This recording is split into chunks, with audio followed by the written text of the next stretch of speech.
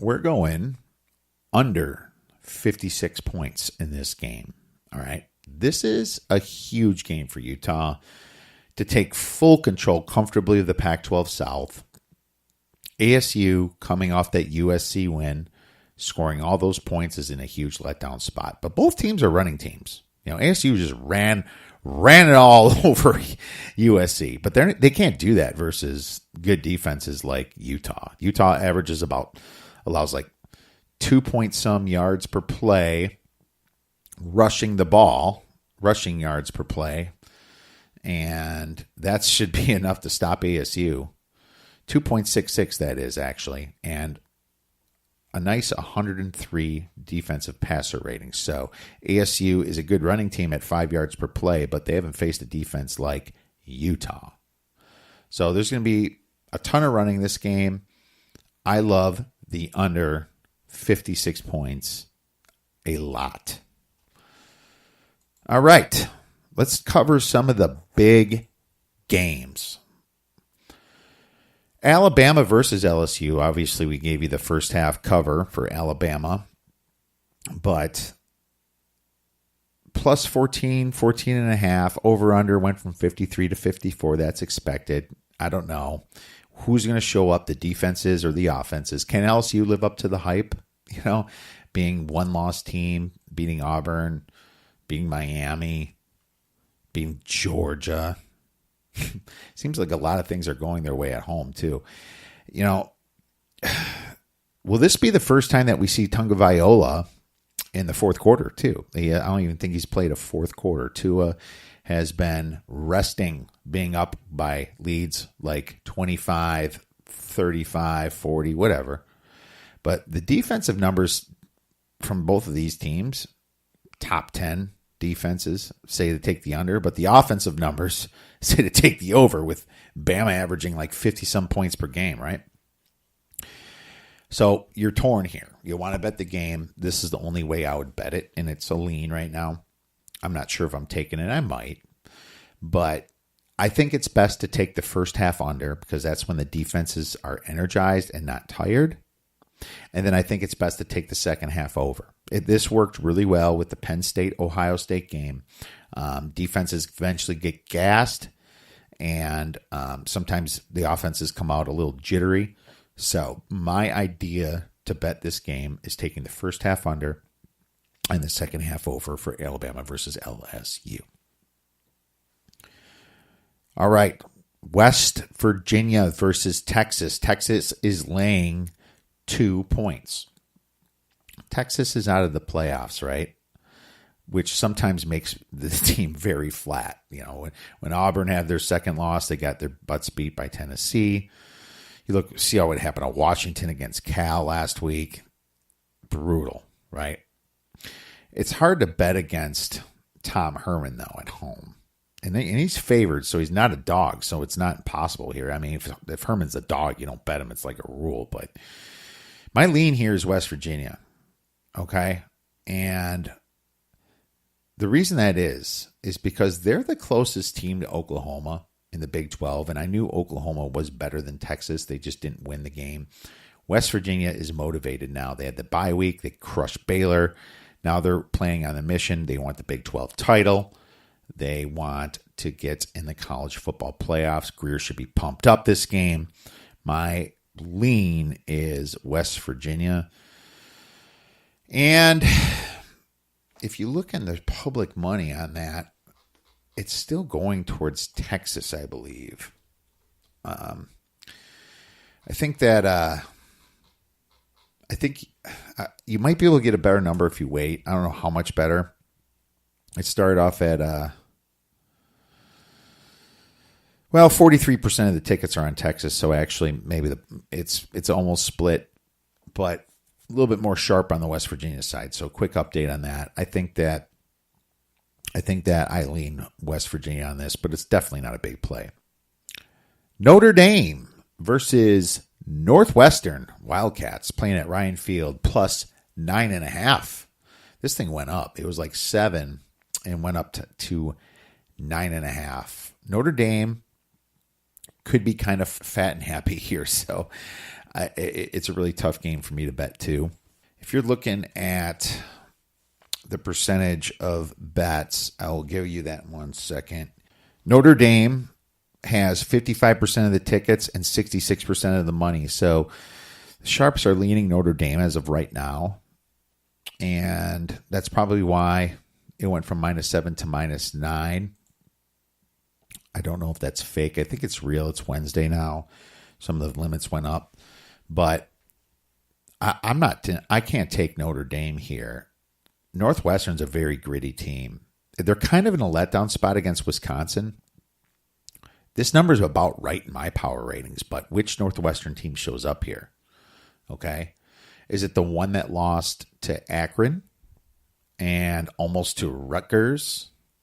Or is it the one that beat Michigan State, Purdue, that just beat Wisconsin and almost Michigan? You know, which Northwestern team comes here? I don't know, but I know 9.5 is a lot of points, and Notre Dame would be just happy enough to win by 7. You know, so if you're going to bet this game, I'm leaning Northwestern here, and I'm waiting because if all that public money is going to come pouring in on Notre Dame, then I will be taking Northwestern over 10 points. So I'm going to wait on this one. All right, Georgia versus Kentucky. And wow, what a story Kentucky's been, right? They're given 9.5 points at home to Georgia. That's like an auto bet for some sharps, home dog like that.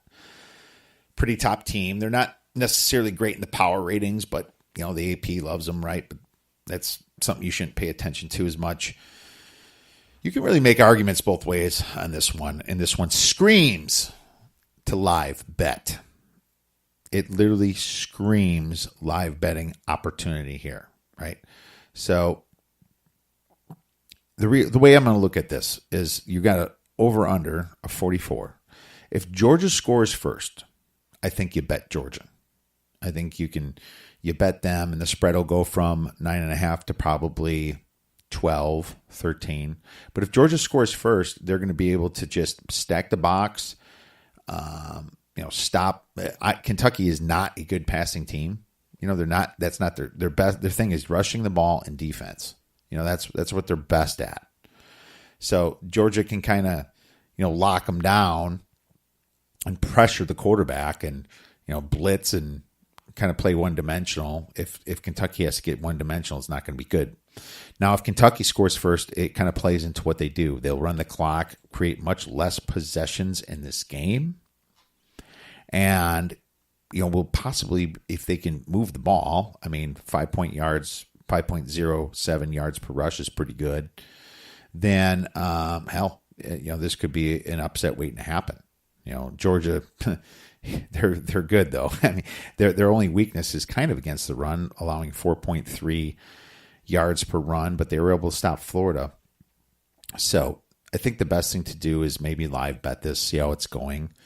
If the score is 0-0, going into the second quarter, this might be a sign to also bet Kentucky. But if Georgia happens to score first, I think Kentucky would have to start getting one-dimensional, and the value would be on Georgia. So that's my opinion there. I'm not taking this game on a side either way. There's just too many people that I respect on both sides of this game.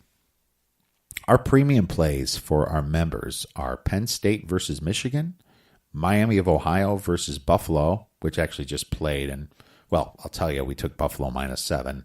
They won by 9 points. That was a little closer than I wanted it to be. Minnesota versus Illinois, and Syracuse versus Wake Forest side on that. We already went over the total. So now let's move right into the sharp side of the force. The sharp side of the force. Yeah, I know that sucked. We're going to have to get a better Vader voice. Arizona hosting Colorado. Colorado is laying 3 points. So sharp money on Arizona there. Sharp money on Baylor at +7.5 versus Oklahoma State. That's an ugly one.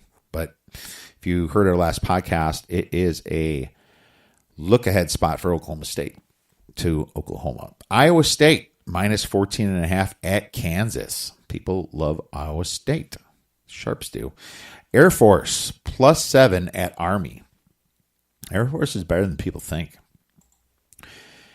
Nebraska plus 21.5, all the way down to plus 17.5 at Ohio State.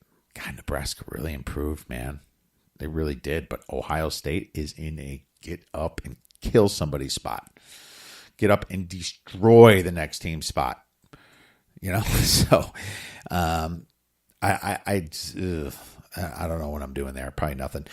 Ole Miss plus 1 versus South Carolina. They're minus South Carolina. Well, actually not much movement there. And I don't understand this. I think that the Ole Miss side, there's something they like about their offense versus South Carolina's defense. I'm staying away from this one. Texas State, sharp money at plus 7, all the way down to plus 5.5 at Georgia State. Minnesota, sharp money, minus 9.5 at Illinois. Ugh. Kansas State, plus 8 at TCU. TCU has just been bad lately. Tulane, from plus 8 down to plus 7 at South Florida. There's a Halloween scary one for you. South Florida lost to Houston. They're ready to bounce back. Boston College from minus 1 to minus 2 at Virginia Tech. San Diego State, minus 10.5. Got sharp money at New Mexico. Now, we saw what Fresno State did to New Mexico, right? So, I mean, if you think those teams are anywhere close, you might want to be on New Mexico there, but that's not the way you handicap, of course. Just because a team beat a team doesn't mean you take the other team that's playing them and compare it. Dual action on Ohio at Western Michigan from Pick'em to minus 3. There's dual action on Utah State versus Hawaii. 97% of the money is on Utah State. 97%. That's a lot. By the way, Western Michigan, I believe they lost their quarterback, so you're seeing a lot of fade action there. I don't love to buy in too much to that. Sometimes in college, the next quarterback's better. I mean, you saw that with Clemson, right? Sharp totals. Ohio versus Western Michigan.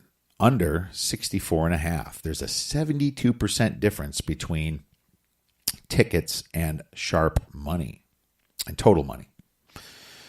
Western Kentucky versus Middle Tennessee State under 53. There's a 58% difference there between the number of tickets and the money.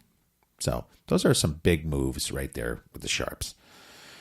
Texas San Antonio versus Arkansas State under 63.5. Georgia versus Kentucky under 44. You know, that says something about the spread right there of that game. The side spread, that is, minus 9.5, Georgia. UTEP versus Rice over 44.5. There's dual action on the Navy versus Cincinnati under 50. There's Iowa versus Purdue over 51.5. Boston College versus Virginia Tech over 57.5. Charlotte versus Tennessee under from 50 down to 45.5. That was a big move, going from 50 to 45.5, but I don't see any value anymore, personally. Utah versus ASU under 56. And there's a 78% difference between the number of tickets and the sharp money. Houston versus SMU under 71. A 51% difference between tickets and money. When I said sharp money, I meant total money, by the way. UCLA versus Oregon over 55.5 to 58.5. Stanford versus Washington, under